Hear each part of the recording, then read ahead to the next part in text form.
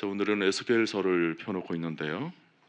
에스겔서에서 등장하는 단어 중에 핵심 단어가 뭐냐면 이게 강물입니다. 강물. 이 성령은 우리 안에서 생명의 강물로 흐른다라는 것을 보여주고 있습니다. 성경에 나오는 강물은 몇 가지 의미가 있습니다. 제일 먼저는 생명이라는 뜻이 있고요. 또 열매라는 뜻도 있고 또 번영이라는 뜻도 있습니다. 창세기에서도 강물이 흐릅니다. 그리고 그 끝에는 금이 있는 땅이라고 말씀을 하죠.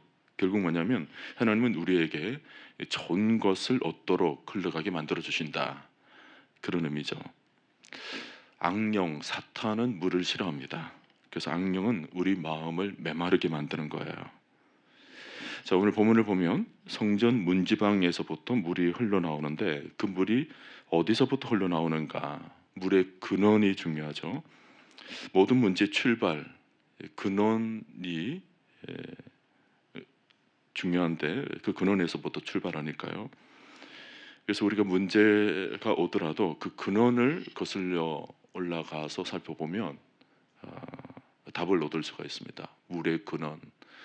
그래서 엘리야 선지자 같은 경우에는 물의 근원을 치유하는 장면도 나오지 않습니까? 오늘 1절을 보니까 그가 나를 데리고 성전문에 이르시니 성전의 앞면이 동쪽을 향하였는데 그 문지방 밑에서 물이 나와 동쪽으로 흐르다가 성전 오른쪽 제단 남쪽으로 흘러내리더라. 그러니까 성전 문지방에서부터, 그러니까 물의 근원이 어딘가 성전이라는 것입니다. 여러분, 교회는 강물이 흐르는 곳입니다. 주의 영이 위에서부터 부어지게 되고 또 그것이 우리 자신과 공동체 전체로 끊임없이 흘러가게 되죠. 우리가 교회에 와서 성령으로 충만하게 된다는 것은 성령의 강물이 내 안에 가득 채워진다는 것입니다. 우리의 영적인 에너지의 출발점이 어디서 나오는가? 성전이에요. 여러분, 교회를 가까이 하시길 바랍니다. 하나님의 집에서부터 시작된다. 우리가 누리는 모든 영적인 에너지, 힘, 파워, 그 모든 힘의 출처가 바로 하나님의 집 성전에서부터 나온다는 것입니다. 근데 이 성전은 신약 시대에 와가지고는 조금 확대된 의미를 여러분 생각하셔야 됩니다. 구약의 성전은 어떤 외적인 어떤 형태를 가지고 있죠. 솔로몬이 지은 성전, 이스라엘 장막, 이런 외형을 가지고 있는 것이 성전의 역할을 감당했는데 그것이 신약으로 넘어오게 되면서 이 성전의 의미가 조금은 확대됩니다. 물론 그런 성전, 이 외형적 성전도 중요하지만 확대된 개념에서 이 외적인 건물만 우리가 생각해서는 안 되고 우리 마음속에 있는 성전으로 그 의미가 확대되었다는 것도 조금 생각하셨대요. 이게 신약에 있어서 굉장히 중요하죠. 우리 마음 속에 있는 성전, 그러니까 우리 자신들 한 사람 한 사람 속에 주의 영이 거하시는 성전이 된다라는 것입니다. 신약에서는 그렇게 말씀을 해요. 오늘도 우리가 지금 교회 당에 모여서 우리가 지금 이런 기도회를 가지고 있는데 이것은 이제 눈에 보이는 이제 성전이고 신약 시대에는 보이지 않는 우리 속에 있는 영으로서 우리 안에 지금 성전이 지어져 있는 것입니다. 그러니까 여러분 한 사람 한 사람이 뭐예요? 성전이라는 거예요. 주의 영이 거하시는 성전이다. 그 개념이 굉장히 중요하죠.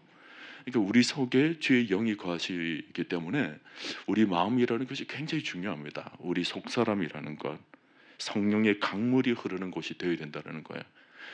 외형적 교회, 우리가 함께 모여져 있는 이 공동체 속에서도 주의 영이 흐르지만 우리 한 사람 한 사람 마음속에 주의 영이 흐르는, 주의 강물이 흐르는 그런 성전이 되어야 된다.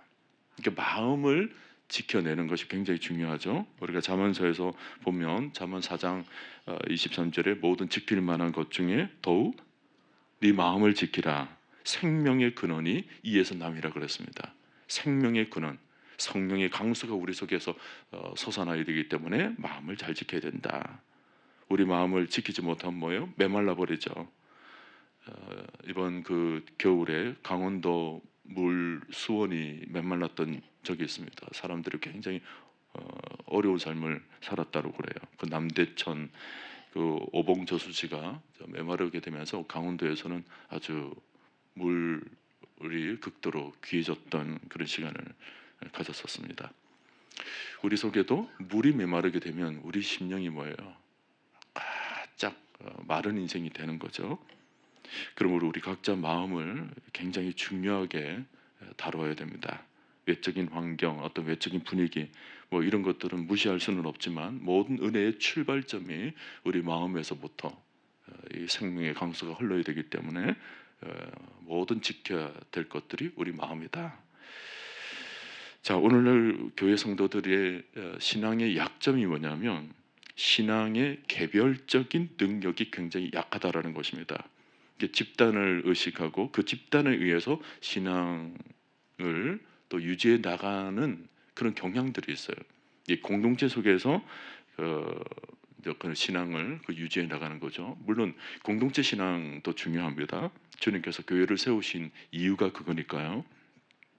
근데 시간이 좀 흘러가면서 성도들이 좀 성숙해 나가면 공동체 신앙뿐만 아니라 우리 개인 한 사람 한 사람의 그 영역, 영적인 힘, 이 영역이 또 강력해져야 되는데 우리 한국 교회 성도들을 보면 공동체 속에서는 신앙생활을 잘 해요. 모두가 다 예배도 잘 드리고 저는 있는데 중요한 것은 이제 공동체를 벗어나 세상으로 나아갔을 때 굉장히 힘이 약해집니다.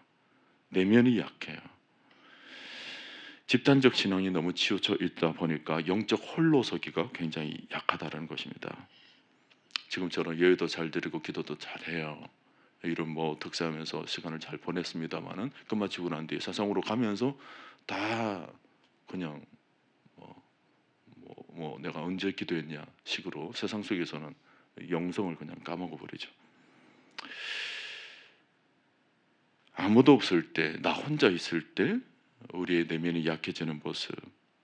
그래서 어떤 분은 뭐 잠시 여행을 떠나서 한동안 있다가 돌아오면 혼자 있는 시간 동안 하나님과 깊은 마음으로 영성이 채워져서 돌아와야 되는데 다 메말라진 상태로 돌아와요. 거의 뭐 빈통이 되어가지고 돌아오는 사례가 많습니다. 빌 하이빌즈 목사님이 쓴 책 중에 아무도 보는 이 없을 때 나는 누구인가라는 책. 그 책에서 계속 질문하고 있는 내용이 뭐냐면 당신은 혼자 있을 때 그리스도인이 맞느냐라는 것을 질문을 해요. 혼자 있을 때 성령님과 더 친밀해져야 되고 혼자 있을 때 더 깊은 은혜를 경험해야 되는데 당신은 혼자 있을 때 정말 신자로서 하나님 백성으로서 하나님과의 영적 교제를 하고 있느냐? 혹시 공동체를 떠나서 혼자 있을 때 우리 마음, 믿음의 상태도 그냥 하나님을 떠나 있는 상태가 아닌가라는 것을 점검하게 만들죠.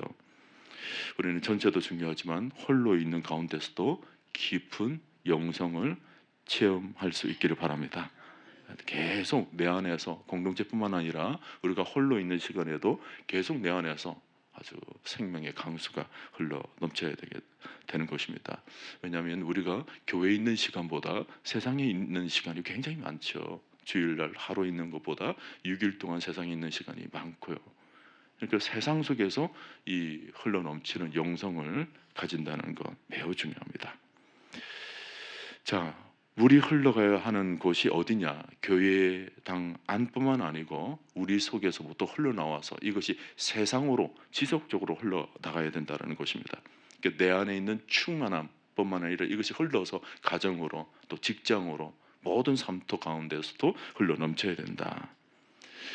이 넘쳐 흐르는 생수의 강을 위해서 오늘 주시는 말씀이고 이 말씀이 결국은 성경 전체를 통해서 성령께서 우리 안에서 어떻게 흘러 넘치는가라는 것을 보여주고 있는데요.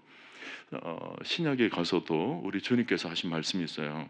나를 믿는 자는 성경의 이름과 같이 그 배에서 다시 말하면 그 속에서 생수의 강이 흘러나오리라 그랬죠. 생수의 강이 흘러 넘친다. 이것은 하나님의 은혜가 절대로 메마르지 않는다. 세상 속에 가서도 은혜가 메마른 상태로 있지 말라. 아무리 기분이 그렇고 감정이 그렇고 뭐 세상의 흐름이 그렇고 그런 것에 휘둘리지 말라. 내 안에 계시는 성령이 아주 충만함으로 세상을 살아가라. 그런 말씀을 주죠. 참 우리가 세상 속에서 성령 충만으로 살아가는 것 이게 너무 귀합니다. 우리가 인생의 전성기라고 그랬을 때 그건 언제를 가리키는가? 바로 우리 마음속에 성령의 강수가 흘러 넘칠 때를 가르는 거예요. 이게 겨우 뭐 조금 채워져 있는 수준이 아니라 우리 속에 성령의 강수가 가득 채워져 있을 때 그것을 우리는 우리 인생의 전성기라고 말할 수가 있어요. 여러분들의 전성기가 언제입니까? 물었을 때 뭐 내가 돈이 많았을 때다, 내가 젊었을 때다, 내가 뭔가 뭐 왕년에 한가닥 할 때다, 그렇게 말씀하시면 안 돼요. 신자의 전성기는 그게 아니라 성령으로 충만해져 있을 때가 전성기인 것입니다. 그것은 나이 불문하죠. 내가 젊었을 때 그랬다, 내가 한때 그랬다, 그렇게 말씀하시는 분들도 많아요. 여러분, 성령의 강수가 주님 부르시는 그날까지 흘러 넘치는 것입니다. 내가 옛날에 청년 시절 때 그때 아주 열심을 다했다, 그것은 청년 시절 때 그냥 열심히 봉사했다, 헌신했다, 그런 얘기겠죠. 근데 이 성령의 강수는요, 주님 부르시는 그날까지 우리 속에 가득 채워져 있다는 것을 잊으시면 안 돼요. 오늘도 여러분 마음속에, 여러분 심령 가운데 성령이 충만히 성령의 강수로 흐르는 줄 믿으시기를 바랍니다. 이거 주님 오시는 그날까지예요. 믿습니까, 여러분? 주님 오시는 그날까지예요. 뭐 내가 60이 되고 70, 80, 90이 되더라도 성령의 강수는 내 안에서 늘 차고 넘친다는 것을 잊지 마시기를 바랍니다. 그러니까 결국 우리 인생의 전성기는 언제냐? 성령이 충만할 때이다. 그러니까 그 충만한 때를 날마다 유지하면 뭐예요? 내 인생의 전성기는 계속되는 것입니다. 그게 지금 메마르니까 우리 인생기가, 전성기가 자꾸 꺾인다, 그런 얘기를 하죠. 저는 우리 교회 성도들이 뭐 연세 드신 분들도 많다, 저는 그게 개의치 않아요. 연세 드신 게 뭐 어때서 그래요? 여러분 속에 성령이 충만히 생명의 강수로 흐르고 있다면 나이가 무슨 상관입니까? 아멘도 안 하시네. 나이가 무슨 상관이에요? 내 속에 성령이 충만히 흐르면 그 충만이 힘인데, 충만이 능력인데, 충만히 파워인데, 그러므로 날마다 여러분 인생의 전성기를 사시기를 바랍니다. 사도행전을 보세요. 그 사도행전의 120문도가 기도를 할 때 성령의 강수가 터져 넘치거든요.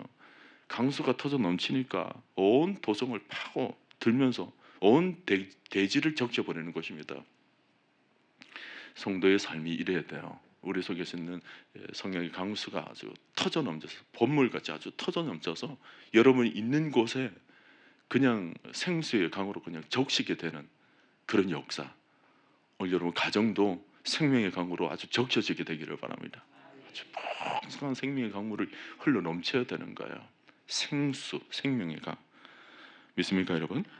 자, 오늘 에스겔서에서 성령의 은혜가 흘러나오기 시작하면 점점 층층이 올라가는 모습을 보이고 있어요. 처음에는 이제 발목까지 잡히고, 그다음 무릎까지 잡히고, 그다음 허리까지, 그리고 마지막에는 아주 건너지 못할 강이 되었다. 헤엄을 치고 남을 만큼 깊은 강이 되었다. 여러분, 오늘 이 말씀에서 이 환상이 주는 특징이 뭐냐면 이제 점점 깊어진다라는 거죠. 그냥 흘러서 바닥으로 다 흩어지는 것이 아니라 깊어져 간다라는 것입니다. 사방에서 강들이 흘러나와서 이제 바다처럼 큰 물을 이루는 것입니다. 여러분, 바다 심원에는 너무 깊어서 지금도 사람이 그 밑으로 들어갈 수가 없습니다. 그것처럼 하나님의 은혜가 그렇게 깊다라는 거예요. 하나님의 은혜 점점 갈수록 깊어져 가고 심화되어 간다는 것입니다. 신약에서 바울은 이런 모습을 충만함으로 표현한 적이 있습니다. 에베소서 3장 6절에 보면 그의 영광의 풍성함을 따라, 그다음 그 너비와 길이와 높이와 깊이가 어떠함을 깨달아 하나님이 모든 충만하신 것으로 너희에게 충만하시기를 원하노라 그랬거든요. 그 너비와 깊이를 얘기를 할 때 그 깊은 심원의 은혜, 상하 좌우 사방 팔방 모든 벡터, 모든 방향으로 아주 압도하는, 아주 꽉 찬 그 충만함을 얘기를 하는 것입니다. 성경에 나오는 충만이라는 단어는 항상 하나님의 임재와 관련이 있습니다. 하나님의 임재는 겨우 바닥 수준으로 임하는 것이 아닙니다. 성경에 보면 충만이라는 단어와 임재라는 단어가 늘 직결되어 있습니다. 하나님이 임재하십니까? 하나님의 임재는 항상 충만합니다. 겨우 나오는 수준이 아니에요. 하나님이 임재했다. 그러면 여러분 머릿속에 항상 그리십시오. 하나님이 임재해 계신다. 그러면 하나님의 충만으로 거하고 계신다라는 것을 항상 같이 생각하셔야 돼요. 우리가 이 드리는 예배 중에서도 하나님의 임재하심이 있습니다. 그럼 뭐 또 생각하라고요? 충만도 같이 생각하라고요. 임재는 임재인데 겨우 이렇게 발목 수준으로 임하시는 그런 수준이 아니라는 거야. 가득 채우시는 충만입니다. 우리 하나님께서 무소부재하신 분이라고 그러잖아요. 그 말은 온 만물 위에, 온 세상 만물 가운데 주의 영으로 가득 충만히 채워져 있다라는 것을 여러분 기억할 수 있기를 바랍니다. 골로새서 1장 19절에도 보면 아버지께서는 모든 충만으로 예수 안에 거하게 하시고 이렇게 기록을 하죠. 아버지께서는 모든 당신의 충만으로 예수 안에 거하신다. 온 땅이 충만하신 하나님의 아들 예수 안에 거하신다. 여러분 이 말씀을 조금 생각하셔야 돼요. 우리가 예수를 믿을 때 우리 안에 예수님이 거하십니다. 믿습니까? 우리 안에 거하시는 예수가 누구신가 봤더니 그 안에 하나님의 모든 충만이라는 거예요. 내 안에 하나님의 영으로 충만히 임재하신다는 것입니다. 그런데 그분이 지금 우리를 또다시 예수 안에 거하도록 만들어요. 이게 새벽인데 조금 이렇게 머리가 좀 잘 그려지셔야 됩니다. 다시 말씀드릴게요. 보세요. 우리 안에 지금 내 안에 예수의 영으로 충만히 임재하신다 그랬습니다. 근데 이 충만히 임재하신 내가 또 누구 안에 거한다고요? 또 예수 안에 거해요. 충만으로 거해진 내가 또 충만으로 임하신 예수 안에 또 거하는 거예요. 내 안의 충만과 내 밖의 충만까지 가득 채우는 것입니다. 그래서 신자의 신자에 부어진 하나님의 영이라는 것은 그러므로 뭐예요? 충만이라는 거예요. 어떤 분들은 아유 내 안에는 성령 충만이 없어서 겨우 조금 채워진 그런 수준이다. 걱정하지 마세요. 우리 밖에는 또 뭐예요? 우리가 예수 안에 있으므로 예수의 충만이 우리를 감싸고 있는 거예요. 그러니까 내 안에 조금 부족한 것을 가지고 하나님의 거룩한 영의 충만함을 보지 못하면 안 됩니다. 이것은 마치 빈 깡통을 바다에 띄워놓고 깡통이 걱정하는 거예요. 내 안에 왜 이렇게 안 채워져 있지? 근데 깡통이 바깥을 보면 뭐예요 지금? 주의 충만으로 가득 채워져 있는데 그건 무슨 걱정이에요? 조금만 마음을 열면 뭐예요? 금방 채워져 버리는데. 오늘 여러분도 마음을 여시기를 바랍니다. 여러분의 마음도 주의 영으로 가득 채우시고 또 나를 감싸고 있는 주의 영도 충만히 임재하는 것을 바라볼 수 있기를 바랍니다. 그러니까 신자는 충만으로 살아야 돼요. 가득 채워진 채로 살아가야 돼요. 예배 중에서도 그렇습니다. 우리가 요즘 찬양을 부르면서 우리가 예배를 드릴 때 늘 부르는 찬송이 있잖아요. 거룩 거룩 거룩 만군의 주여 그 영광이 온 땅에 충만 그 영광이 온 땅에 충만. 여러분들은 왜 예배마다 그 찬양을 부를 때 어떤 마음인지를 모르겠어요. 근데 저는 그 찬양을 부를 때마다 하나님의 그 충만을 바라보는 거예요. 그 영광이 온 땅에 충만. 벌써 그 찬양을 부르면 벌써 막 영이 가득 우리 공동체 가운데 가득 채워진 것을 보는 거거든요. 그 영광이 온 땅에 충만 그 영광이 온 땅에 충만 거룩하신 주 충만해요. 저는 그 생각하면 조금 우리 아버지한테 조금 아쉬운 감이 있어요. 제 이름을 충만이라고 이름을 짓지 왜 복만이라고 이름을 지어가지고 충만 얼마나 그냥 주의 영으로 가득 채. 나중에 우리 성전 새 성전으로 가면 이제 반주 세션과 함께 아주 크게 부를 노래입니다. 오늘 예수님 환상에 바로 우리를 그렇게 초대를 하는 거예요. 이 충만으로 초대하는 겁니다. 장성한 분량이 충만한 데까지 이르도록 우리를 그렇게 초청하는 거예요. 결국 에스겔 말씀의 핵심 주제가 뭐냐면 충만해요. 충만한 상태가 되면 나의 모든 것들이 주의 영으로 압도하게 된다. 정말 내 뜻, 내 의지대로 이제 살아가는 것이 아니죠. 우리가 바닷속으로 점점점 들어가서 제가 언젠가 그 유시화신 안치환 씨가 노래를 불렀던 그 소금 인형 얘기를 제가 했던 적이 있습니다. 바다의 깊이를 알기 위해 바다로 내려간 소금 인형. 바다로 내려가면 소금 인형이 녹아져 버리잖아요. 그래서 당신의 깊이를 알기 위해서 내가 당신으로 나아갈 때 내가 다 녹아버리는 완전히 바다와 하나가 되는 그 세상시입니다. 그 뭐 성경적 시는 아니에요. 근데 제가 그 시를 읽으면서 굉장히 저는 영적으로 제가 해석을 한 거예요. 하나님의 깊이를 알기 위해서 내가 왔더니 하나님과 내가 영으로 하나가 되어 버리는 내 자아라는 것이 없어져 버린. 그래서 하나님의 은혜로 아주 충만히 채워진 이것을 제가 바라보게 되는 거죠. 어떤 면은 이 에스겔을 바로 그런 것을 보여주는 거예요. 점점 깊이 속으로 들어갈 때 나라는 것이 없어져 버리는 얕은 곳에 있을 때는 늘 이제 걸리게 되죠. 발에 걸리게 되고 돌에 걸리게 되고 막 그렇잖아요. 그러니까 우리가 신앙생활을 하면서 영이 얕으면 막 걸리는 거예요. 사람의 말에 걸리고 감정에 걸리고 관계에 걸리고 저 사람 때문에 시험 받고 저 사람 때문에 못하고 그게 뭐냐면 다 내가 영이 지금 얕아서 그래요. 영이 얕으니까 자꾸만 환경에 영향을 받는 것입니다. 근데 이것이 점점 깊어져서 무릎까지 허리까지 그리고 온 몸을 다 덮친 채로 주의 영으로 충만히 채워져 있으면 그때부터는 이제 걸리는 게 없어요. 사람의 마음이 그렇게 걸리지를 않습니다. 누가 뭐래도 그것 때문에 흔들리질 않아요.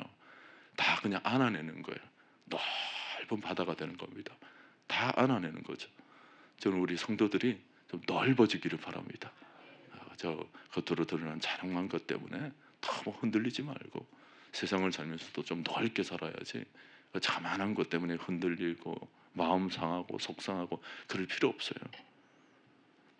이런 특세가 너무 중요한 것은 이제 우리가 일주일을 이렇게 하지만 제일 힘들 때가 3일째거든요.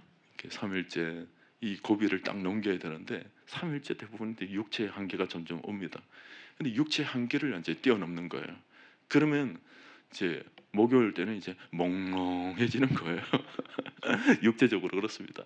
몽롱해지면서 근데 그때가 은혜 받을 때 나의 어떤 육적인 것도 그렇지만 나의 모든 것이 그냥 몽롱해진 채로 그러니까 내 자아가 그냥 없어지는 듯한 근데 그때 영이 충만히 임하는 것입니다. 근데 내 뜻대로 되는 게 아니에요. 하나님께 그냥 맡겨지는 거죠. 그 이제 금요일에 내 주여 뜻대로 행하시옵소서. 그럼 이제 눈물 나는 거예요. 왜냐하면 나의 모든 것을 그냥 하나님께 다 드리니까 강물 속에서 그냥 뛰어놓은 거예요. 주여 뜻대로 하옵소서. 나는 이제 강물에 띄어진 몸이니까 내 뜻대로는 못 갑니다. 주의 뜻대로 행하시옵소서. 그때부터 역사가 일어나는 거예요. 그러니까 특세의 가장 클라이막스는 수요일이 아니에요. 수요일은 고비를 넘는 거고 가장 클라이막스는 금요일입니다. 금요일. 끝까지 가시라고 제가 이 말씀을 드리는 거예요. 뭐 금요일 날 김밥도 주신다면서요? 끝까지 가시라고. 거기까지 하시라고. 아멘입니까? 우리 신앙은 얕은 곳에 있으면 안 돼요. 깊은 곳에 가서 주께서 나의 모든 삶을 인도하시도록 모든 것을 드리는 삶. 그게 바로 성령 충만입니다. 그때부터는 내 생각이 없어요. 내 감정, 내 기분이라는 것이 없습니다. 다 주의 뜻대로 살아가는 것입니다. 그러므로 오늘 여러분 얕은 곳에 머물지 마시고 깊은 곳으로 나아가시길 바랍니다. 영으로 충만한 곳으로 나아가시길 바랍니다. 그 깊은 곳에 가면 그때부터 우리 안에 자유가 생겨나요. 걸리는 게 없으니까 그렇습니다. 하늘도 뭐예요? 상공으로 높이 올라가면 걸리는 게 없잖아요. 비행기는 높은 곳에 올라가서 갑니다. 걸리는 것이 없도록 만드는 거죠. 그 우리의 마음도 그래야 돼요. 높은 하나님의 그 세계 그리고 밑으로는 그 바다의 심원까지 크고 넓게 살아가도록 하나님께서 천지를 지으셔서 우리들에게 그걸 보여주는 거예요. 크고 넓게 바라보도록 만드는 거죠. 더 깊은 곳, 더 높은 곳으로 나아가도록 늘 우리의 영을 그렇게 인도해 가시는 것입니다. 하나님은 그렇게 스케일이 크신 분인데 우리는 그러므로 세상 가운데 옹졸하게 살아서는 안 돼요. 예수의 충만으로 살아가야 될 줄로 믿습니다. 그 충만으로 살아갈 때 어떤 일이 일어나는가? 여러분 오늘 본문 우리가 읽지는 않았습니다만은 6절부터 보시면 그런 말씀이 나와요. 그가 내게 이르시되 인자야 내가 이것을 보았느냐 하시고 나를 인도하여 강가로 돌아가게 하시기로 내가 돌아가니 강 좌우편에 나무가 심이 많더라. 이때부터 여러분 시편 1편을 생각해 보십시오. 8절 제가 읽습니다. 그가 내가 이르시되 이 물이 동쪽으로 향하여 흘러 아라바로 내려가서 바다에 이르더니 이 흘러내리는 물로 그 바다의 물이 되살아나리라. 열방으로 흘러가는 그런 물이 보여지죠. 그리고 9절에서 이 강물이 이르는 곳마다 번성하여 모든 생물이 살고 또 고기가 심이 많으리니 이 물이 흘러 들어가므로 바닷물이 되살아나겠고 이 강이 이르는 각처의 모든 것이 살 것이며 그랬습니다. 생명의 강수가 나와서 그 물이 흘러나오는 쪽쪽마다 그냥 생명이 살아나는 거예요. 생명이 살아나는 거예요. 막 흘러넘쳐서 민족과 열방 가운데 흘러가는 그 물 때문에 모든 것이 살아나는 그런 역사가 일어나는 거죠. 또 강 10절에 또 이 강가에 어부가 설 것이며 엔게디에서부터 에네글라임까지 금을 치는 곳이 될 것이라. 그 고기가 각기 종류를 따라 큰 바다의 고기같이 심이 많으려니와. 여러분 신약에 보면 베드로가 주님의 말씀에 순종해서 그물을 던졌더니 심이 고기가 많은지라 그랬습니다. 그물 안에 고기가 많이 잡힌. 지금 이 에스겔의 말씀이 베드로에게 적용된 거죠. 베드로의 삼성할 때 고기가 많이 잡히는 것이 에스겔에서 보여주는 장면이 그렇게 한 거예요. 단순하게 먹고 살 고기가 많아졌다 그 뜻이 아닙니다. 성령의 강물로 흘러 넘치는 삶을 살았을 때 우리에게는 어떤 번영이 있는가를 그렇게 보여주고 있는 거예요. 베드로의 배를 통해서. 그러면 이제 11절을 보니까 그 짐벌과 갯벌은 되살아나지 못하고 소금 땅이 될 것이며 강 좌우가에는 각종 먹을 과실나무가 자라서 그 잎이 시들지 아니하며 열매가 끊이지 아니하고 달마다 새 열매를 맺으리니. 이게 시편 1편에 나와 있는 복이죠. 성령의 강물이 흘러 넘치게 되었을 때 그 열매가 메마르지 않는, 철마다 과실을 맺게 되는 그런 풍성함이 있더라는 것입니다. 그 열매는 먹을 만하고 그 잎사귀는 약 재료가 되니라 그랬습니다. 저는 이 본문의 축복이 여러분 삶 가운데 실현될 수 있기를 바랍니다. 성령의 충만으로 살아갈 때 하나님께서 우리 삶 가운데 어떤 번영을 주시는가를 보여주고 있는 거예요. 저는 믿습니다. 하나님의 역사를 믿습니다. 하나님의 말씀을 따라 온전히 성령 충만으로 살아가면 여러분의 인생이 번영으로 흘러갈 줄로 믿습니다. 여러분 가정도 그렇게 되기를 바랍니다. 여러분 자녀들이 그렇게 되기를 바랍니다. 주의 영으로 아주 충만해져서 하나님 앞에 완전히 압도당해서 그 압도하는 영으로 세상 가운데 열방 가운데 흘러 넘쳐서 하늘의 복과 땅에 아주 풍성한 복을 받아 누리며 살아가시는 여러분 모두가 될 수 있기를 주님의 이름으로 간절히 축원드립니다.